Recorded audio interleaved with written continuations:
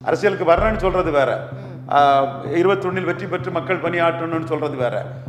நீங்க எந்த வகையில களத்துக்குள்ள நிற்க போறீங்கங்கறத விஜய் இன்னும் சொல்லல.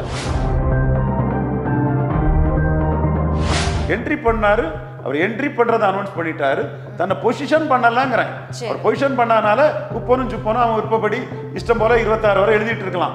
பொசிஷன் பண்ணிட்டா அப்புறம் எழுத முடியாது. சீமானே சொல்றாரு, என் தம்பிகள் என் தளபதிகள் நிறைய பேர் இருக்காங்க. சிவகார்த்தியம் வெளிப்படையா வந்து இன்னைக்கு சீமானை பார்த்திருக்காருன்னா சீமானே சொல்லணும், நாளைக்கு என் தம்பி சிவகார்த்தியம் துணிச்சலானவன்னு சொல்லணும்.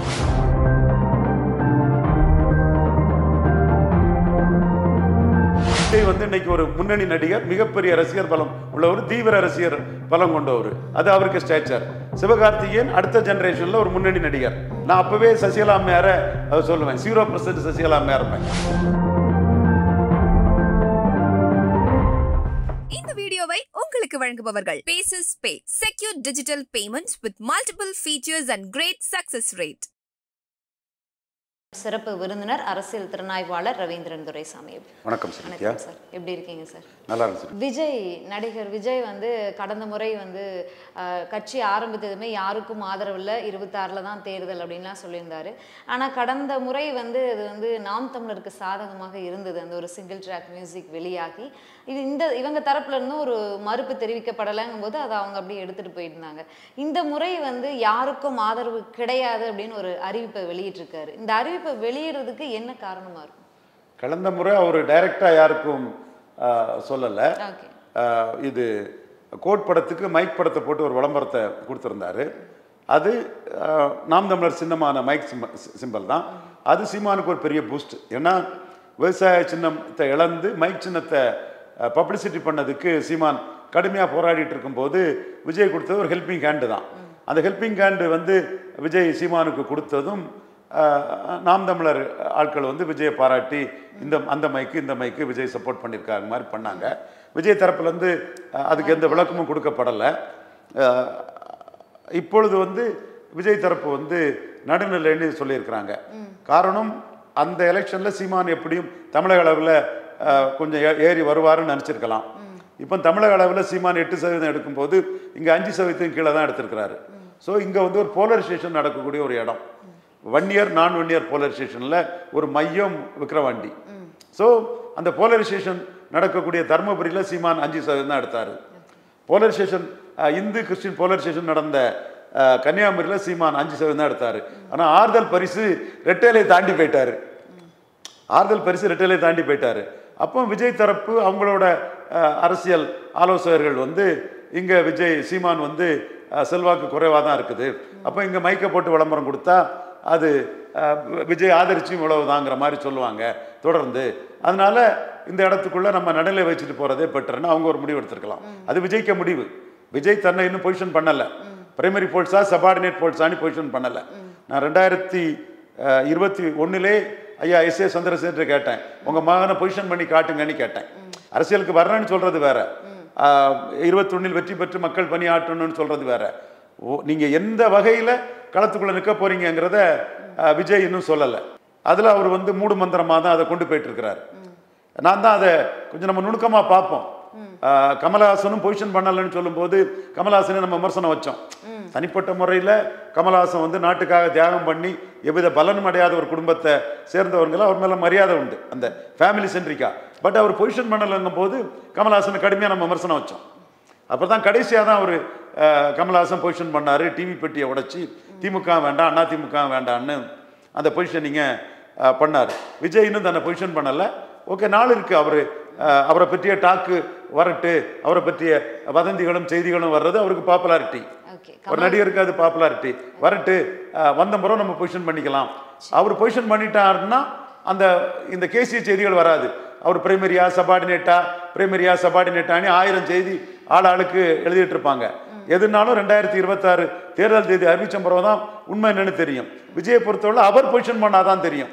அவரை பற்றி குப்பை ஆல்மோஸ்ட் ரவீந்திரன் துரைசாமி யாரு சொல்றது வந்து வகை கிடையாது. அவரை பொசிஷன் பண்ண. அதனால தான் அவரை பற்றி எதுவும் நான் சொல்லாம whether primary polls are subordinate polls, mister Vijay position yourself பண்ணி 2021 நான் விஜயை கேட்டுட்டு இருக்கிறேன். ஓகே, கமல்ஹாசன் பொசிஷன் பண்ணதுனால எந்த நிலைமைக்கு ஆளானாரு? பொசிஷன் பண்ணிட்டாரா ஃபைனலா? ஓகே, மாத்திட்டார்ல. இப்ப திராவிட கட்சிகள் அது ரெண்டாவது. ஆனா அதற்கு பிறகு இல்ல அவருடைய ஸ்ரீவித்யா, என்ட்ரி டைம்ல அவர் முதல்ல பொசிஷன் பண்ணல. நானும் ரஜினிகாந்தும் சேர்ந்துன்னு சொன்னாரு. அவர் சபார்டினேட் போல்ஸா பிரைமரி போல்ஸாங்கிறத பொசிஷன் பண்ணல. நான் பொசிஷன் பண்ணணும்னு கேட்டேன். ஃபைனல்ல டிவி பெட்டியை உடைச்சு திமுக வேண்டாம் அண்ணா திமுக வேண்டாம்னு பொசிஷன் பண்ணாரு. இது வேற விஷயம். நான் இப்ப விஜய் சென்ட்ரிக்கா பண்றது என்ட்ரி பண்ணாரு. அவர் என்ட்ரி பண்றதை அனௌன்ஸ் பண்ணிட்டாரு. தன்னை பொசிஷன் பண்ணலாங்கிறேன்.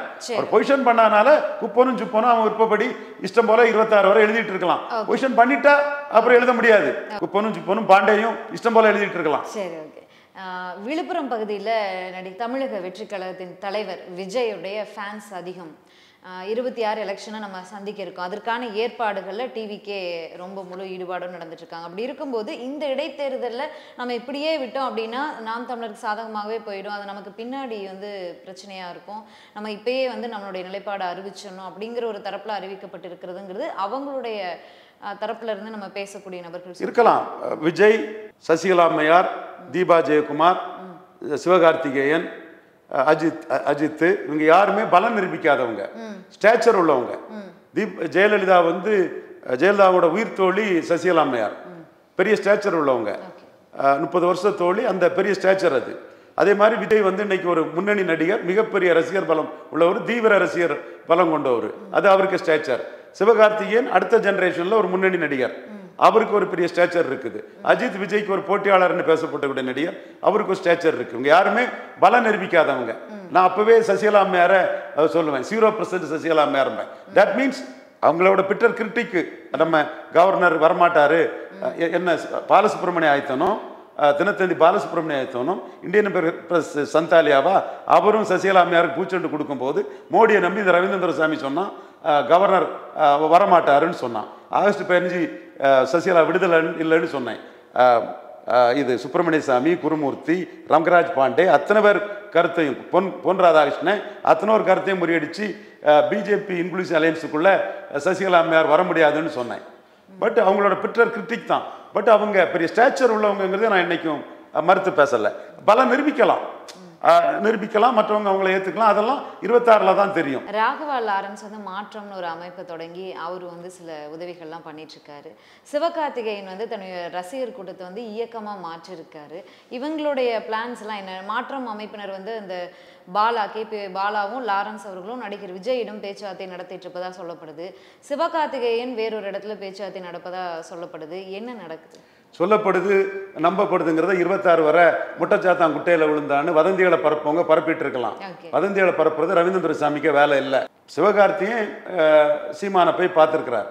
அந்த சம்பவம் எப்போ நடக்குதுன்னா விக்கிரவாண்டியில் விஜய் நடுநிலை வைக்கும் போது அந்த சம்பவம் நடக்குது. விக்கிரவாண்டியில் கூட விஜயை சீமான் ரெகனைஸ் பண்ணலாம், பண்ணாமலும் இருக்கலாம். அது சீமானுக்கு முடிவு. சிவகார்த்தியும் இன்னைக்கு போய் பார்க்குறாருன்னா அந்த ஃபோட்டோ நான் பார்த்தேன். சீமானுக்கு வீட்டில் நடந்த நிகழ்வு. பின்னாடி வேலுப்பிள்ளை பிரபாகரன் படம் பின்னாடி இருக்குது.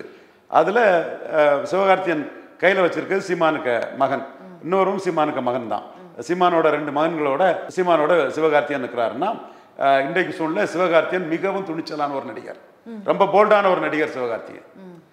ரியலி சீமானே சொல்றாரு, என் தம்பிகள் என் தளபதிகள் நிறைய பேர் இருக்காங்க, அவங்களுக்கு மார்க்கெட்டிங்ல பிரச்சனை வரும், அதனால என்ன வெளிப்படையா வரலங்கிறாரு. சிவகார்த்தியன் வெளிப்படையா இன்னைக்கு சீமானை பார்த்துருக்காருன்னா சீமானே சொல்லணும், நாளைக்கு என் தம்பி சிவகார்த்தியன் துணிச்சலானவன்னு சொல்லணும். எந்த ஒரு நடிகருக்கும் அரசியல் லாபம் தான், யாருக்கும் நஷ்டம் வரல.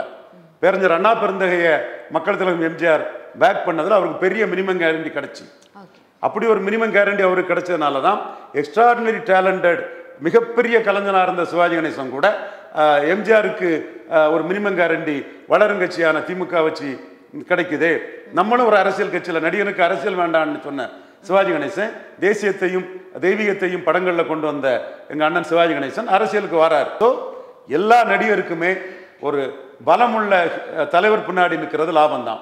சீமான் இன்னைக்கு பலமுள்ள ஒரு தலைவர். உலக அளவில் தமிழர்கள் வேலுப்பிள்ளை பிரபாகரன் சீமானா ஏற்றுக்கிறாங்க. இந்தியாவில் பல மாநிலங்களில் இருக்கக்கூடிய தமிழர்கள் சீமானை ஏற்றுக்கிறாங்க, பிரபாகரன் சீமான். அதே மாதிரி தமிழ்நாட்டில் 40 லட்சம் ஓட்டா எடுத்திருக்கிறாரு. ஸோ ஒரு சீமான் அண்ணன் கூட நான் நிற்கிறேன்னு சொல்றது ஒரு திரையுலகத்துக்கும் ஒரு ப்ளஸ் தான். நான் துணிச்சலாக சீமானனை போய் பார்க்குறேங்கிறது சிவகார்த்தியனுக்கு துணிச்சலை காட்டுது. அந்த துணிச்சல் அவர் தந்தையிடமிருந்து வந்ததுங்கிறத நான் பதிவு பண்ணுறேன். சீமான் அவர்களுக்கு சவால் இருக்கிறது 26 அப்படின்னு சொல்லப்பட்டது.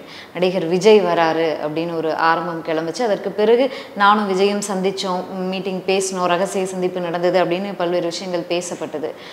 இப்போ சிவகார்த்திகேயன் மீட் பண்ணியிருக்காரு, அது ஃபோட்டோவும் வெளியில் வந்திருக்கு. 26 யாருக்கு சாதகமாக இருக்கும்? 26 சீமானுக்கு திரையுலக பல தளபதிகள் இருக்கிறாங்க. எந்த தளபதி சீமான் பின்னாடி நிற்கிறாங்கங்கிறது 26 தான் தெரியும். 26 ஸ்ட்ராட்டஜி என்னங்கிறது தேர்தல் தேதி அறிவிச்ச பிறகு தான் தெரியும். 26 ஸ்ட்ராட்டஜி வந்து பற்பல மாற்றங்கள் வரும். என்டிஏ அப்படியே இன்டாக்டாக இருக்கும்னு நான் நினைக்கிறேன். எடப்பாடி அணி அமைச்சிட மாட்டாருங்கிறது தான் என் கருத்து. சீமான் வந்து எதுக்கு போய் இனத்தை அழிச்ச ராகுல் காந்தி டிஸ்குவாலிஃபிகேஷனா ராகுல் காந்திக்கு சாதகமாக பேசுறாரு? அது எப்படி நியாயம்? இங்கே வெள்ளூரில் வந்து பிரியங்கா காந்தி பார்த்த பிறகு தானே இவ்வளவு இனப்படுகொலை அங்கே நடந்தது. வன்மம் வச்சு கரங்கட்டி தானே நடந்தது. அந்த குடும்பத்தை சேர்ந்த ராகுல் காந்தி டிஸ்குவாலிஃபிகேஷன் சீமான் எப்படி ராகுல் காந்திக்கு ஆதரவான வார்த்தைகளை பேசலாம்? இப்படி பலதும் இருக்குது. என் போன்றவர்கள் வந்து நிதிஷ்குமார் மாதிரி ஒரு பொசிஷனில் மோடி சீமானை ப்ரொஜெக்ட் பண்ணால் சீமான் அதை ஏற்றுக்கிடணுங்கிற பார்வையும் என் போன்றவர்களுக்கு இருக்குது. ஏன் நிதிஷ்குமார் வந்து எம்பிசி கம்யூனிட்டிகளை ஆர்கனைஸ் பண்ணி நின்னாரு. பாஜக 14% ஓட்டு எடுத்திருந்தது. பூமிகார், பிராமின், கயஸ்தா, ராஜ்புட் இந்த மாதிரி அப்பர் காஸ்ட் பார்ட்டியாட்டு பாஜக இருந்தது. லாலு யாதவை தோக்கடிக்கணும்னா நிதிஷ்குமார் தேவைங்கிற ஒரு சூழ்நிலை இருந்தது. அப்போ நிதிஷ்குமாரும் பிஜேபிக்கு எதிர் தான். லாலு கூட இருந்தார், லவா குசான் இருந்தாங்க. அப்போ பிஜேபி வந்து 14% ஓட்டு எடுத்த பிஜேபி 8% ஓட்டு எடுத்த நிதிஷ்குமாரை ப்ரொஜெக்ட் பண்ணிச்சு. அந்த மாதிரி ஒன்று இது நடந்தால் கூட 29 மோடிக்கு நல்லா இருக்கும். 26 மோடி சீமானை ப்ரொஜெக்ட் பண்ணால் 29க்கு மோடிக்கு அது கூடுதல் பலனை கொடுக்குங்கிற ஒரு ஸ்கூல் ஆஃப் தாட் என்கிட்ட இருக்குது. மோடி அண்ணாமலையை ப்ரொஜெக்ட் பண்ணி நிற்கணும். அண்ணாமலை பெரிய வேல்யூ அடிக்ஷன். அண்ணாமலை எடப்பாடி பழனிசாமியை பலகீனப்படுத்துவார். இதுதான் மோடிக்குள்ள ஆப்ஷன் நம்பர் 1. ஆப்ஷன் நம்பர் 2 வந்து மோடி நிதிஷ்குமாரை ப்ரொஜெக்ட் பண்ண மாதிரி சீமானை ஏன் ப்ரொஜெக்ட் பண்ணக்கூடாதுங்கிற எண்ண ஓட்டமும் நமக்கு இருக்குது. இப்படி பலரும் பலவித இதுகளை 26 வரை அவங்க விருப்பத்துக்கு சொல்லிட்டு இருப்பாங்க. ஆனால் 24 நாம சொன்னதான் நடந்தது. பல நிரூபிச்ச யாரும் எடப்பாடி கூட வரமாட்டாங்கன்னு சொன்னோம். இப்பவும் நாம சொல்றோம், அரசியலில் பல நிரூபிச்ச யாரும் எடப்பாடி பழனிசாமியோட வரமாட்டாங்க. எடப்பாடி பழனிசாமி 26 அணி அமைச்சுக்கிட மாட்டார். மனிதநீதிக்கு மனிதநீதிங்கிற அடிப்படையில் ஐயா எடப்பாடி பழனிசாமி முதல்வராக இருந்தவர், பெரியவர், எதிர்கட்சி தலைவர். அதை நம்ம மதிக்கிறோம். மிதுன் பழனிசாமியை மதிக்கிறோம். பட் அவர் ஆணவத்தில் ஒரு சவாலை விட்டுட்டாரு. நம்ம சாமானியன், ரொம்ப சாதாரணமானவன் தான், ஒரு சாதாரண ஒரு அட்வொகேட்டு, அவ்வளோதான். நம்ம பின்னணி man cannot live by bread அலோன்னு சொல்லக்கூடிய துரைசாமி நாடார், ஸ்ரீகிருஷ்ண நாடார் பரம்பரையில் வந்தவங்க. அதனால man cannot live by bread alone, சாப்பாட்டில் மட்டும் மனுஷன் வாழ முடியாது. நீங்கள் கொடுத்த சேலஞ்சை எதிர்கொண்டு ஐயா எடப்பாடி பழனிசாமி 26 அணி அமைக்க முடியாதுங்கிற அளவுக்கு நம்ம எல்லா வியூகங்களையும் பண்ணுவோம். பட் நம்மளோட ப்ரியாரிட்டி, நம்மளோட மெயின் டார்கெட் 29 மோடி ஜெயிக்கணுங்கிற லெவலில். ஸோ 26 தேர்தல் தேதி அறிவிச்ச பிறகு தான் ரவீந்திரன் துரைசாமி ஜெயிக்கிறாரா மற்றவங்க ஜெயிக்கிறாங்களான்னு தெரியும். 24 ரவீந்திரன் துரைசாமி தான் ஜெயித்தாருங்கிறதும், சசிகலா விஷயத்திலே ரவீந்திர துரைசாமி தான் ஜெயித்தாருங்கிறதும் வரலாறு.